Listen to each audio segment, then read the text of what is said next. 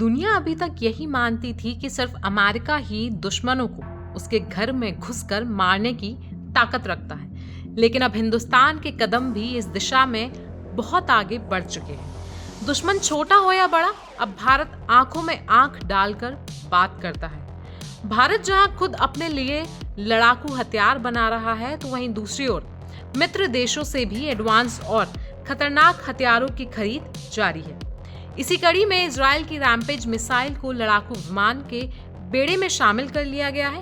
भारतीय वायुसेना ने लगभग 250 किलोमीटर दूर वस्तुओं को निशाना बनाने में सक्षम रैम्पेज लंबी दूरी की सुपरसोनिक हवा से जमीन पर मार करने वाली मिसाइल को शामिल करके अपने लड़ाकू विमान के बेड़े को मजबूत किया है। भारतीय वायुसेना के भीतर हाई स्पीड लो ड्रैग मार्क 2 मिसाइल के रूप में संदर्भित इस हथियार का उपयोग मुख्य रूप से ईरानी लक्ष्यों के खिलाफ हालिया ऑपरेशन के दौरान इजरायली वायुसेना द्वारा भी किया गया था।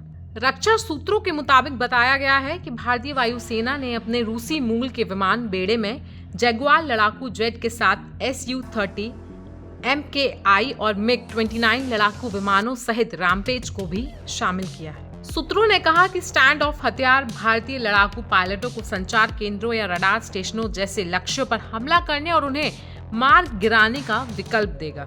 ये खरीद 2020 में चीन के साथ गतिरोध शुरू होने के बाद रक्षा मंत्रालय द्वारा सशस्त्र बलों को महत्वपूर्ण हथियारों और उपकरणों से लैस करने के लिए दी गई आपातकालीन शक्तियों का हिस्सा थी। मिसाइलों की बालाकोट में इस्तेमाल की गई स्पाइस 2000 की तुलना में लंबी दूरी है। इजराइल ने हाल ही में इसी मिसाइल से ईरानी ठिकानों पर कहर बरपाया था। ये मिसाइल सटीक लक्ष्य भेदन के लिए उड़ान के मध्य में रास्ता बदलने में भी सक्षम है। सभी मौसम में इसका उपयोग किया जा सकता है। भारतीय वायुसेना अब तक इस बात पर विचार कर रही है कि क्या मेक इन इंडिया कार्यक्रम के तहत रैम्पेज का उत्पादन किया जा सकता है और इसे बड़ी संख्या में शामिल किया जा सकता है।